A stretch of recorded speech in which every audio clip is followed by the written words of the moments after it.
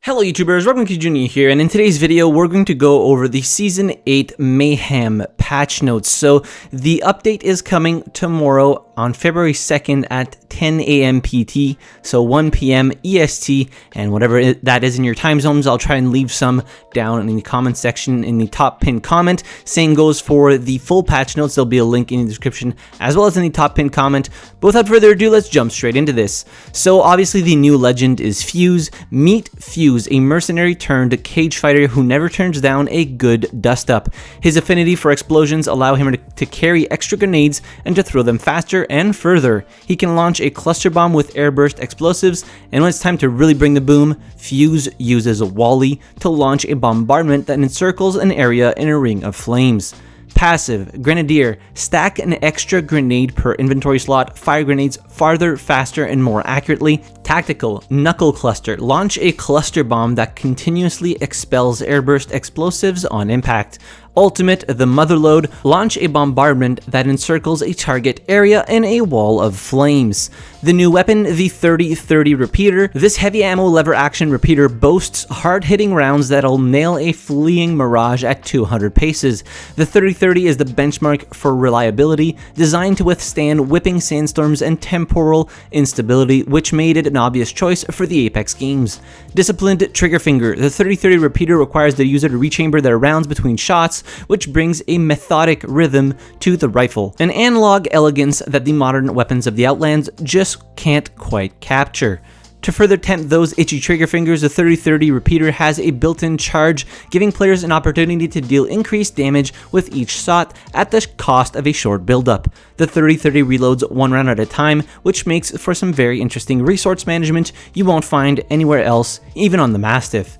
The 30-30's engagement range allows unique opportunities to reload individual rounds between shots. This gives the repeater the ability to lay down consistent, precision-ranged pressure, something weapons with full reloads can sometimes struggle with. Kings Canyon map update, so I made a video talking about everything that changed in Kings Canyon, and there'll be a card for that in the top right hand corner. Season 8 once again sees changes to Kings Canyon. The main new point of interest shows the devastation from the ship crashing into the map. Players can now explore beyond artillery, spotted lakes takes over the slums, and some new observation towers for basic recon or a sniper's nest. Legendary magazines. So Season 8 introduces the gold tier magazines. Attaching it to a weapon automatically reloads your stowed weapons after a brief delay. The gold magazine has the same capacity as purple mags and is available for light, heavy, snipers, and energy weapons. Quality of life updates. Damage counter. We have now added a damage counter to the HUD. This was a highly requested feature, so we're excited to allow people easier tracking for chasing those badges and challenges. Pinging ammo. Pinging weapons or ammo in your inventory displays your current ammo count along with player wants ammo in quick chat. Colorblind update. Healing and reviving will now follow colorblind rules when colorblind settings are enabled. Lore, blurbs, and canon skins. Some of our skins are canon, and some are just for fun. For the skins that represent an important part of that character's backstory, we've added a small blurb to describe the significance of that skin in the legend's life. Legend meta. Wraith. Hitbox adjustments, so that is a big one. So the dev note is as follows. We know Wraith will always be a popular pick considering the amount of combat utility in her kit. After many tweaks to her abilities and animations, the fact remains that her win rate continues to be at the very top as it has since day one. With Season 7 hitbox adjustments to Pathfinder, we were able to control his power without nerfing his kit. We hope to do the same with Wraith. Wraith now has a slightly larger hitbox than her fellow small legends, but the changes stay true to her model. As you can see in the before and after comparison, we're adding some width mostly in the torso and leg areas. Even with these changes, Wraith remains small and hard to hit. She will retain low profile as we monitor her usage and win rates to see if power can be given back in other ways in the future.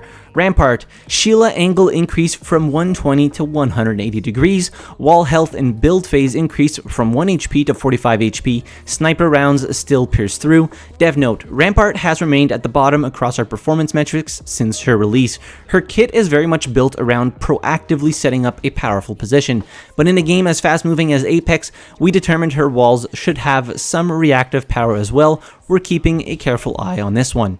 Horizon. Gravity Lift effective cooldown increased from 21 seconds to 25 seconds.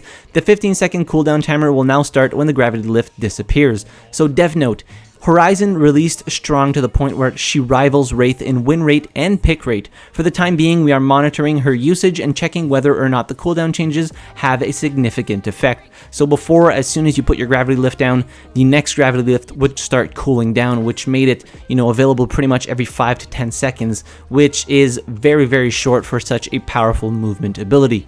Crypto. Remove ability to stick arc stars to friendly drones. Loba, loot inside unopened care packages and is now visible with the eye for quality and accessible through the black market boutique. Caustic, all gas now dissipates as soon as Caustic's team is eliminated. That is awesome.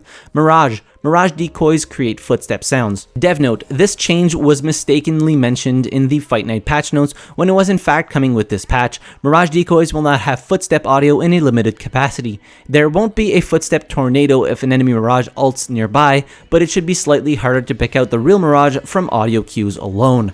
Weapon meta, so fully kitted rotation, removed Wingman, Sentinel, Havoc, G7, and Alternator gold weapons, and added the R301 3030 repeater, Mozambique, Longbow DMR, and the Spitfire. Attachments, we are removing the gold barrel from the loot pool. Hop-ups, the double tap hop-up will be removed from the loot pool, and the anvil rounds hop-up will be added into the loot pool. Vault, bullet damage decreased from 16 to 15. Alternator bullet damage increased from 15 to 16. Spitfire bullet damage increased from 18 to 19. Reload speed increased from 2.8 seconds to 3.2, and MT reload speed increased from 3.33 to 3.8. EVA 8, fire rate increased from 2.0 to 2.1.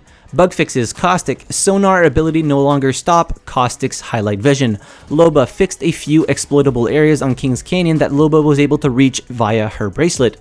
Rampart, jump pads in Octane's town takeover no longer allow Rampart to place Sheila on them, fixed an issue with Rampart's passive persisting even after changing characters in the firing range. Havoc, fixed an issue causing the Havoc to have 100% accuracy when hip-fired through Rampart's amped cover.